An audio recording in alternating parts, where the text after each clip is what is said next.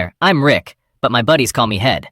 I work as a broadcast engineer at WBDK, a local CBS station in Atlanta, Georgia. I've got a fancy graduate degree from MIT in electrical engineering and computer science, and I also picked up another degree in broadcast technologies. I've been working in this field for 22 years, taking on some challenging roles along the way. Before landing here in Atlanta for the past 5 years, I hopped around various TV stations on the East Coast. I'm 46 years old with dark hair, and I'm 6 feet 3 inches tall, weighing in at around 190 pounds. Some folks might say I'm good looking, but I'm no TV heartthrob. Been happily married to Sharon for a solid 22 years, and we've got 2 daughters, Melanie and Stephanie. Melanie's already tied the knot, and Stephanie's just about to graduate from college. Sharon stands at about 5 feet 5 inches, doesn't weigh more than 135 pounds, and rocks long blonde hair. She's a real sweetheart, both inside and out. These days she's working as a secretary for our pastor, Reverend Bob Shelter, and she's been doing that job for the past 1.5 years. Now let me tell you about last Friday.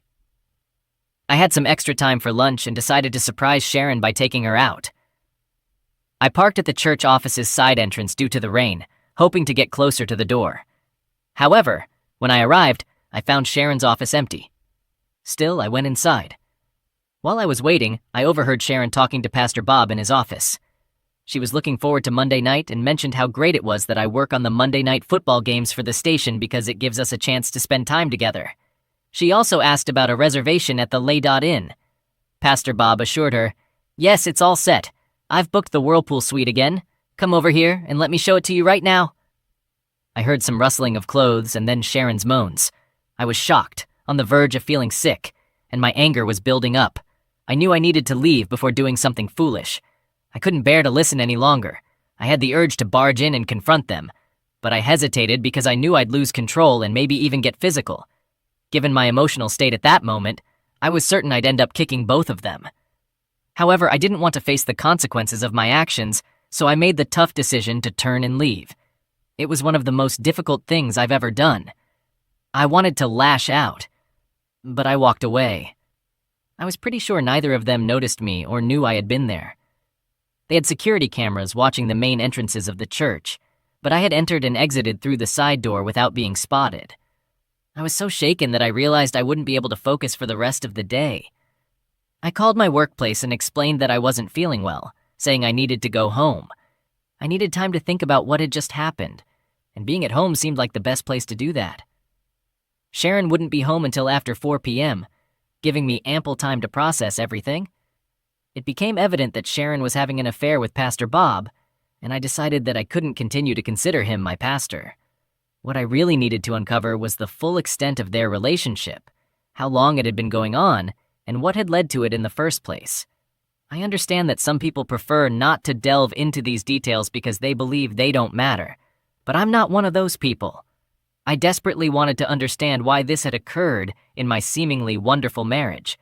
A marriage that, in Sharon's eyes, apparently wasn't as wonderful as I thought. She wasn't the sweet person I had believed her to be, and I was determined to uncover the truth. I wasn't weak, and I was determined to get to the bottom of this situation, ensuring that both of them faced the consequences of their actions. Once I arrived home, I brewed a pot of coffee and went outside to sit on the patio, hoping the pleasant weather and fresh air would help me think clearly. I needed to make sense of everything that had happened.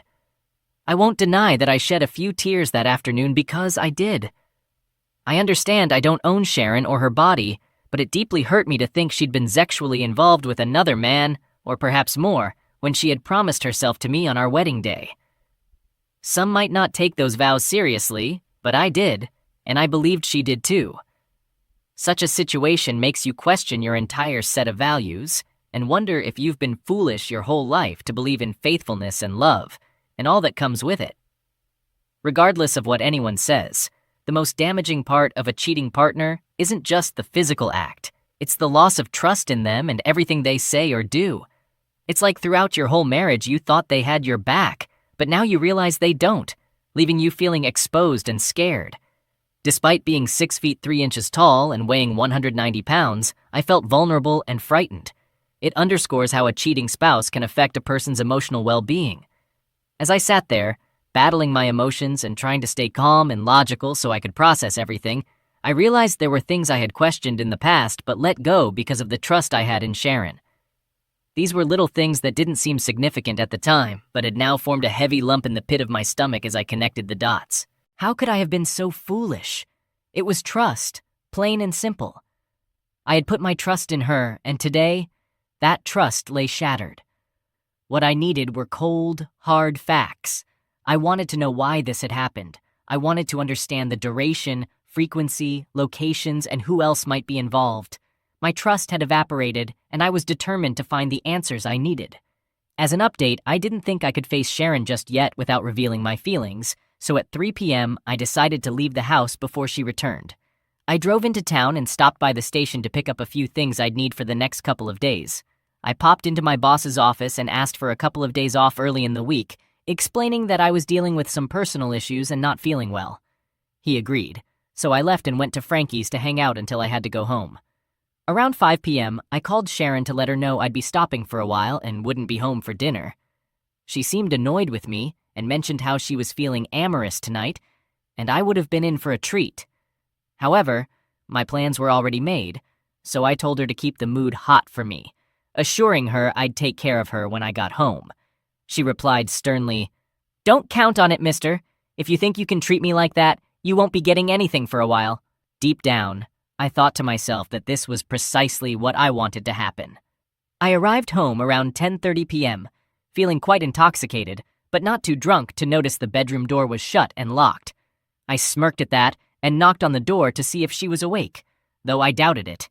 I yelled, "Fine, if this is the game you want to play, then don't expect any intimacy from me, just deal with it." With that, I headed for the spare bedroom. The following morning when I got up, she was sitting at the kitchen table sipping her coffee. I could tell her coffee got a bit colder when I walked in.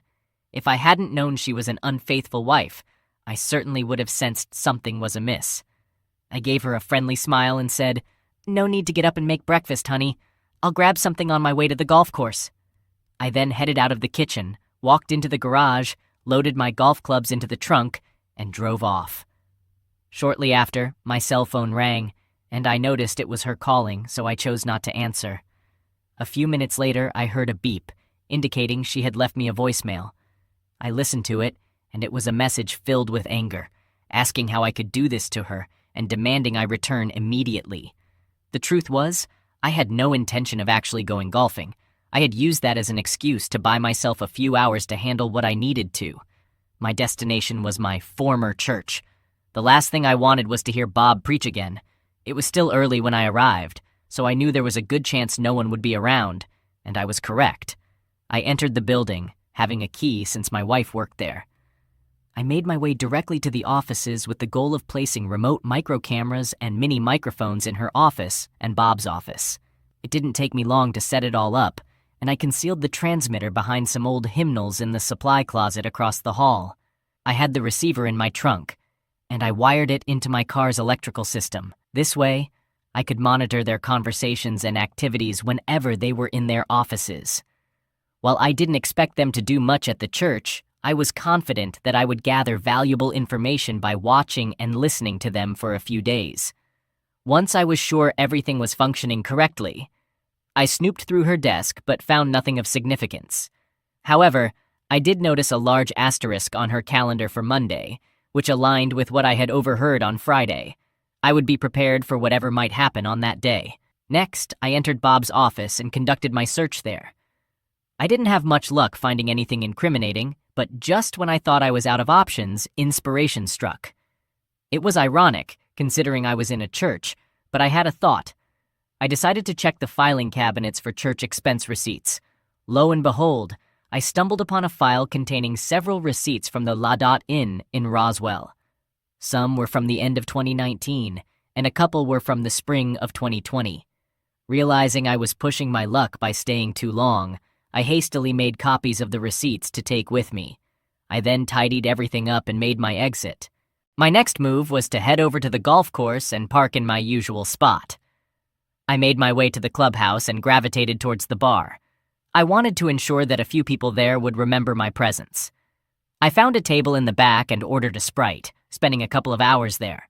During that time, I scrutinized the receipts carefully and discovered that the two from late 2019 were both for Mondays, and the two from the spring of 2020 coincided precisely with dates when I had attended a conference at CBS headquarters in New York. What infuriated me the most was that Bob had the audacity to charge those motel rooms to the church, disguising them as conference room rentals for meetings. He was rendezvousing with my wife in a motel, and I had unknowingly footed the bill. While we had been contributing to the church, I decided that there would be no more donations from me. Their reckoning was drawing near, and all I needed was a bit more evidence to seal their fate. I was certain this affair had been ongoing for close to a year, if not longer, which aligned with the hints I had picked up on earlier. My hunch was that Bob had been involved with her even before she started working for him. She had a good job as a receptionist at the Telfor Corporation, but she eagerly accepted the opportunity to work for the church, saying, "Honey, it'll be so close to home, and I'll be working for the church. What could be better than that? Plus, the pay is almost as good as what I was making at Telfor. How can I pass this up?" It sounded great. Closer to home, church employment, and nearly the same pay. However, it was clear she was more interested in the extra perks. I couldn't believe how blind I had been. It filled me with anger, but it also sickened me to think that my loving wife could betray me like this. I was determined to make them pay for their actions. I decided it was time to do some investigating. I went out to my car and connected my iPod to the frequency of the receiver I had in the trunk. After scrolling through a few minutes of data, I saw Bob enter his office. He picked up his phone and made a call. I regretted not having placed a bug on his phone, but there was nothing I could do about it now. I had to settle for hearing one side of the conversation. "Yes, Sharon, I'm at the church. I came right after you called me. Why don't you tell me what's bothering you?" I thought, has he ever done this before? "I see. What do you think set him off?" Then he asked, "Do you think he's suspicious of anything, Sharon?" With a laugh, he continued, "All right, well, you can get back at him on Monday night." After hanging up, he sat there and thought. Just as I was about to shut down the transmission, he mumbled something almost inaudible, but I managed to capture it. I made sure to save that soundbite, knowing it might come in handy later. After shutting down, I drove back home. I figured it might be a bit chilly there, so I started mowing the lawn and took care of some basement chores. When I walked in, she didn't say much to me, but the tension in the air was palpable. During dinner, I chose to ignore her, and she sat there, staring at me. Eventually, she tried to start a conversation by asking what had been bothering me lately and why I had been acting strangely. I responded by reminding her that she had locked me out of our bedroom the previous night, and that I rarely went out with my friends. I pointed out that the one time I did, she had become upset and made threats, so the situation was a result of her actions, not mine. In frustration, she retorted with an expletive. I noted that her language didn't align with the behavior expected of a devout Christian woman, considering her strong faith. Her reaction clearly displayed guilt on her face, and I couldn't understand how she thought I wouldn't notice.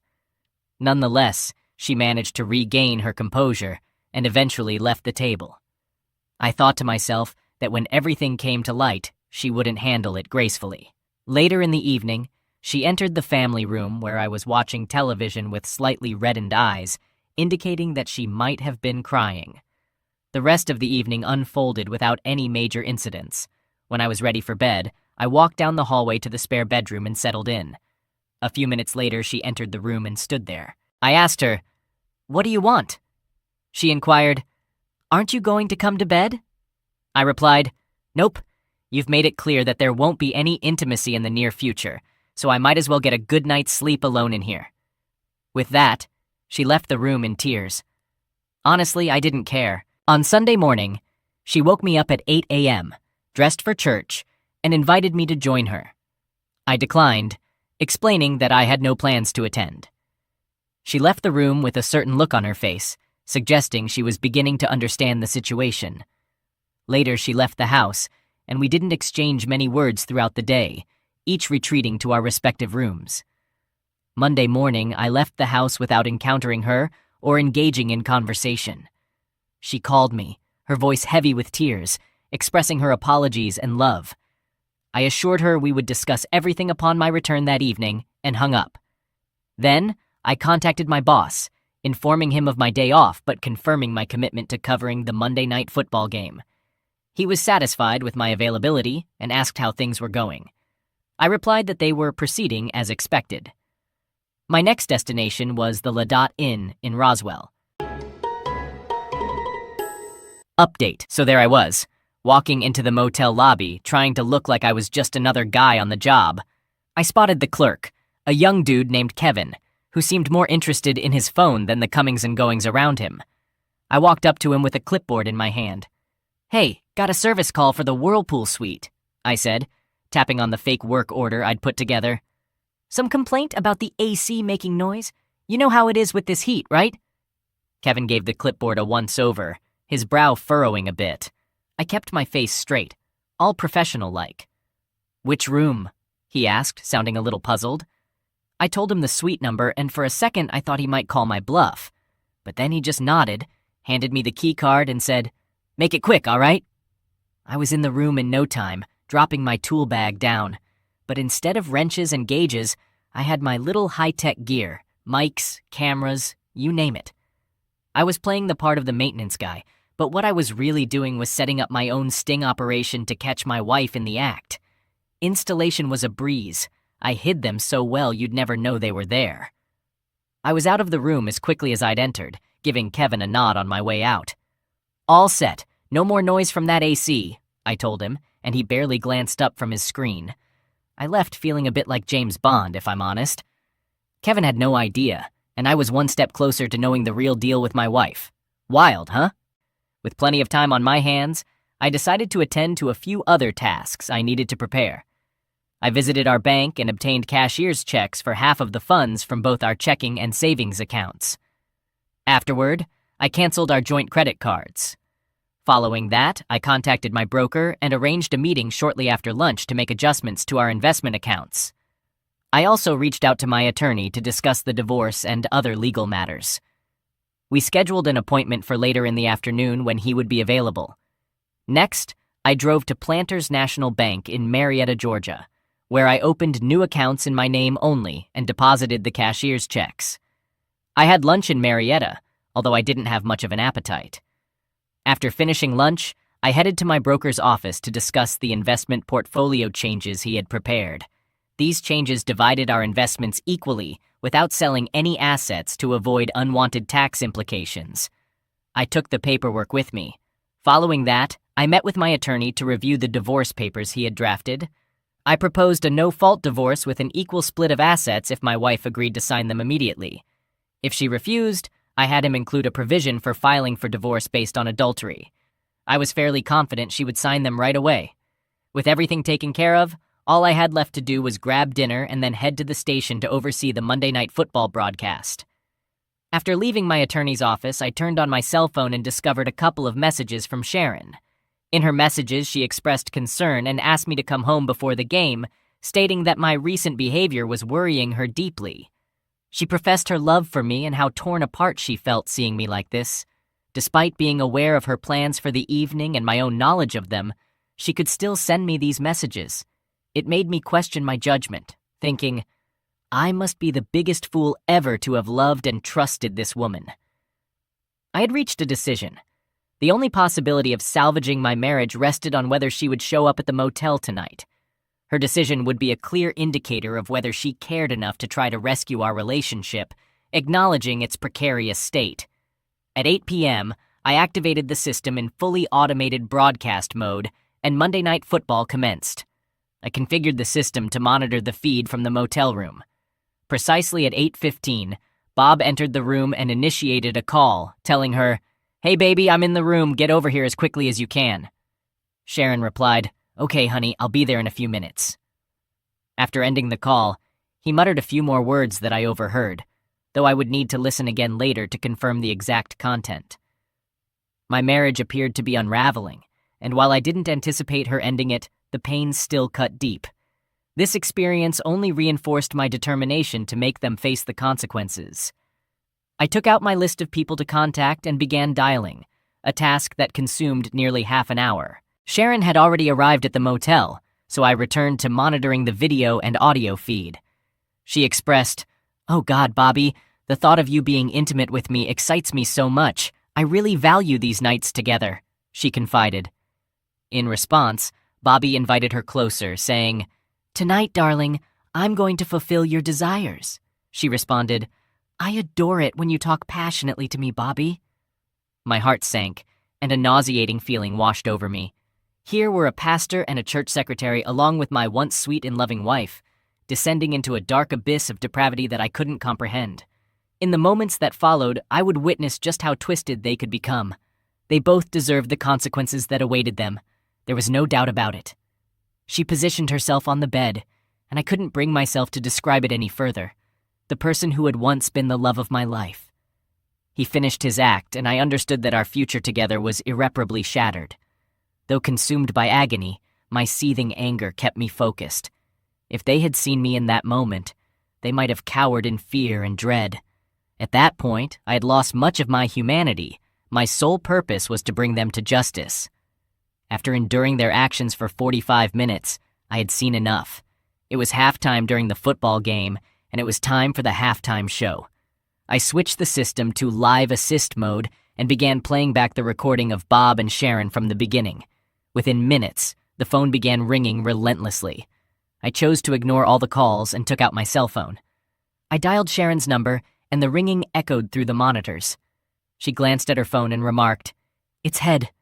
This time I won't answer his call. Let's see how he likes it." I hung up and dialed again. "I suppose I should answer it," she finally conceded, retrieving her phone from her purse. Sharon responded with a venomous tone when I greeted her, saying hello. Curious about her whereabouts and intentions, I asked about her location and what was happening. She explained that she had gone shopping since I hadn't called her earlier and planned to grab some food before heading home. In a somewhat sarcastic tone, I inquired if she was shopping at the moment, to which she confirmed and mentioned her intention to spend a significant amount of money. Unable to hold back, I retorted by thanking her for being such a wonderful wife, with a touch of sarcasm. In response, she shot back, telling me not to speak to her that way and expressing her confusion about my recent behavior before saying goodbye. There she was, using that term again. No, Sharon. The real issue was Bast Bob in her motel room. As their activities appeared to be winding down and she was taking one last shot, I contemplated interrupting it. Knowing she wouldn't answer her cell phone again, I dialed the motel number. "Kevin, it's Head. Aren't you watching Monday Night Football? No? You should be. Could you ring the Whirlpool suite for me?" After just 2 rings, he picked up. "Hi, Bob. Can I speak to Sharon once more?" She came on the line, questioning why I was calling. "Well, Sharon, it's like this. I know you've been unfaithful, and I'm well aware of your location and activities. I plan to file for divorce, and you'll find yourself without a place to stay. Bob might also face some consequences." Confused, she asked, "What are you talking about, Head? I can't make sense of your recent behavior. What's going on with you?" I simply replied, "Sharon, the charade is over. I suggest you turn on Monday Night Football and enjoy the halftime show. I'll see you later. Goodbye." I watched on the live monitor as she went to the TV and tuned in to MNF. "Oh my God, no!" she screamed as she watched the streaming video of herself and Bob engaged in their activities. Due to a time delay in the live feed, she witnessed a substantial portion of what the entire Atlanta area had already seen. Her response was limited to repeating, "Oh no," as she hastily got dressed and fled the room. Bob was equally frantic to leave, uttering curses all the while. "I will kick that son of a bish. I will kick him," he muttered, unaware that his muttered words could come back to haunt him. Once they had vacated the room, I promptly turned off the monitors and allowed the video stream to continue for 1 more minute. Then, I switched off the live assist mode and returned the system to its fully automated broadcast mode. I retrieved the tape and left the broadcast booth, knowing it might be my last visit to the building. I took a few personal items from my desk as well. Final update. I spent the rest of the night at Frankie's, and yes, my performance during halftime became the hot topic at the bar. After the game concluded, I hailed a cab and headed home. When I arrived, I found Sharon sitting alone in the darkened living room. The phone had been disconnected, and it was evident that she had been sobbing uncontrollably. Her tears didn't move me. As far as I was concerned, it was all over. She cried and asked, "How could you do this to me, Head? After all these years together, how could you?" I responded firmly, "No, Sharon. The real question is, how could you do this to me? I'm drunk, and I'm going to bed.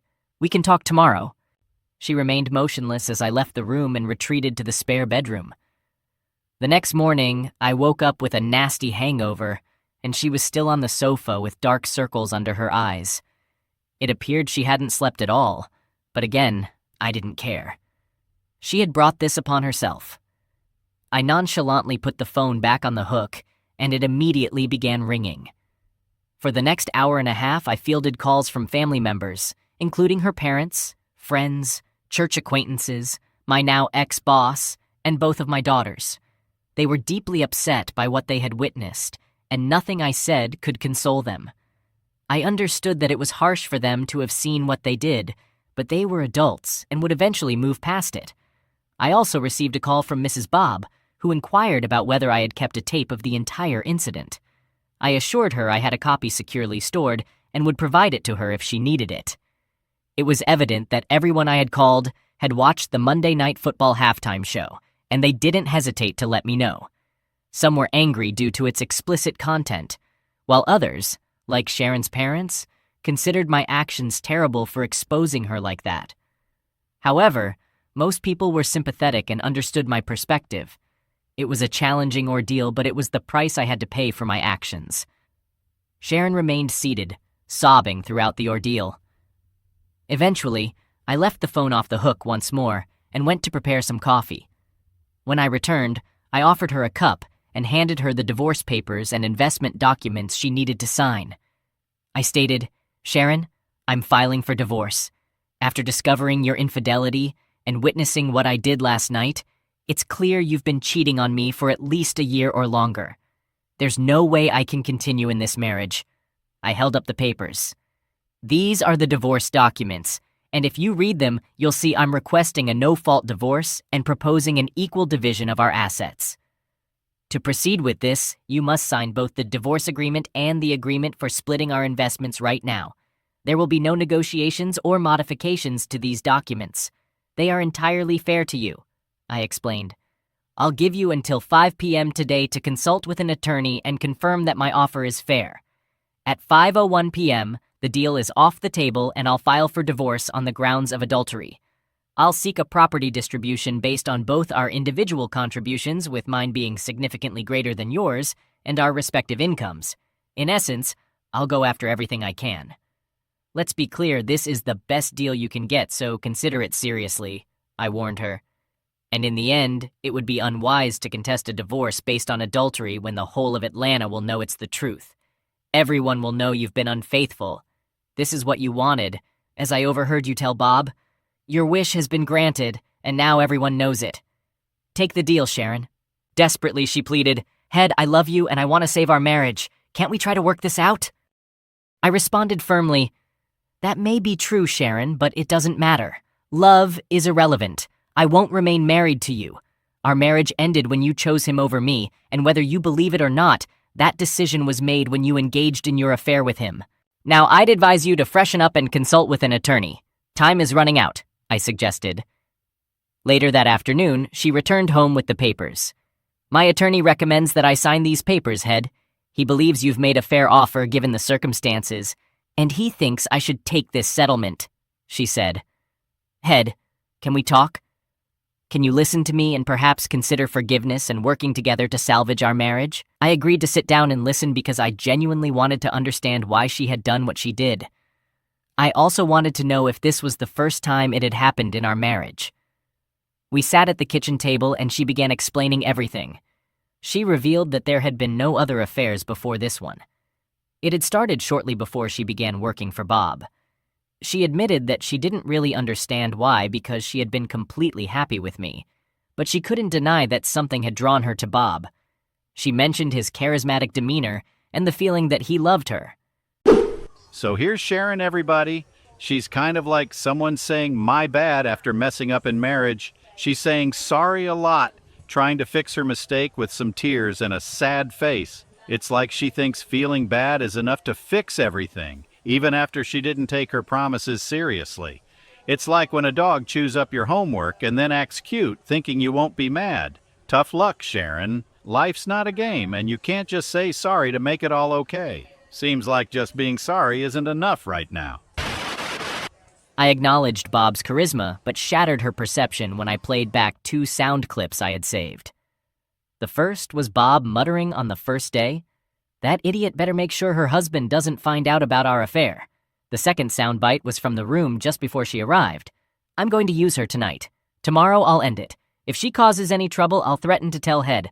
That should keep her in line. I can't risk her husband discovering our affair and exposing everything." "So, Sharon, not only did you damage our marriage, but you were mistaken about Bob's feelings for you," I pointed out. "No, Sharon, there's no way I could continue our marriage for 2 reasons. First, you broke our marital vows, and I can't live with that. And second, you would never find happiness with me again either. I could never satisfy you after this. No, Sharon, no matter how much love there might be between us, it wouldn't be enough to overcome the damage you've done to our marriage." She just sat there crying, knowing that what I said was the truth. In the end, she signed both sets of papers. I informed her of my decision to move out, allowing her the time she needed to find a new place to live. I didn't believe she could afford the house, and to be honest, I didn't want to stay there either. Our agreement stipulated that the house would be sold, with the profits split evenly, just like our other assets.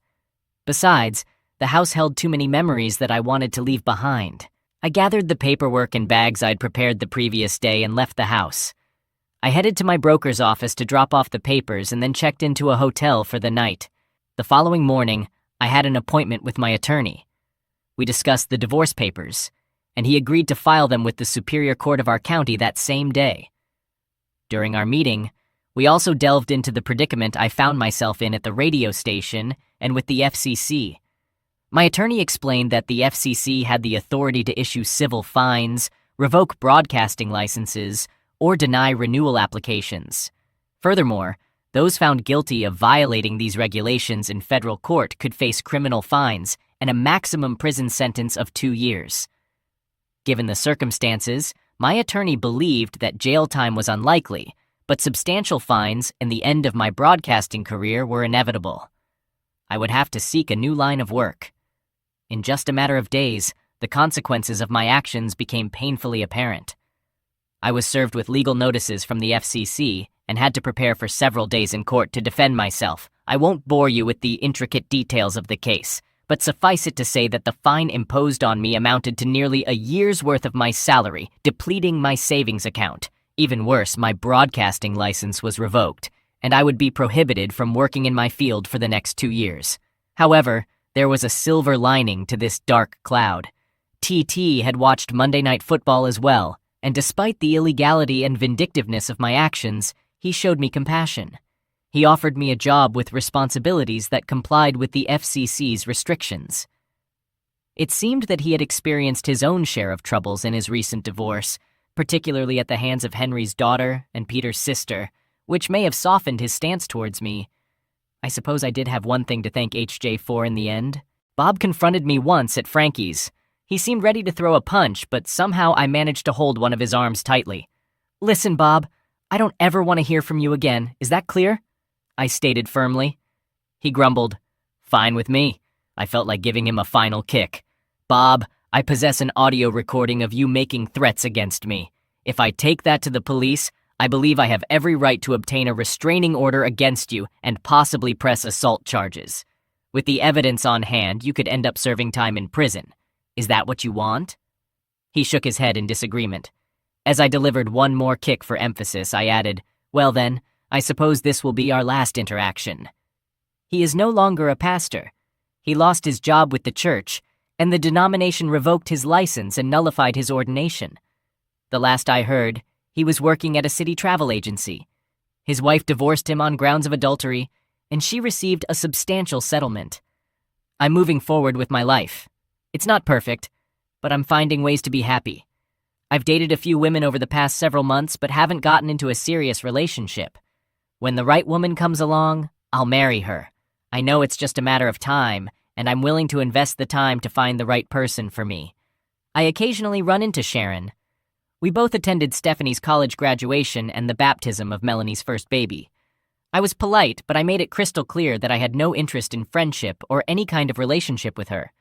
It was evident to me that she wasn't happy. I could see she was emotionally suffering from our breakup and regretted her actions. However, the issue was not her regret, but her betrayal of me and our marriage. If I were a different person, maybe I could have forgiven her, but my values are quite inflexible, and there wasn't much room for compromise. She will have to live the rest of her life with the knowledge that what she sacrificed for her affair with Bob was me and our life together. I was just an ordinary man who loved her deeply, but she chose to discard it all. Yes, she let go of me. Regrettably for her, she also forfeited any semblance of respectability, as anyone who witnessed her infamous performance during the Monday Night Football halftime show knows that she is an unfaithful wife. Rumors suggest that she receives numerous date offers. To her credit, she has declined them all. It's not a very fulfilling way to live life, but I didn't do this to her. She brought it upon herself.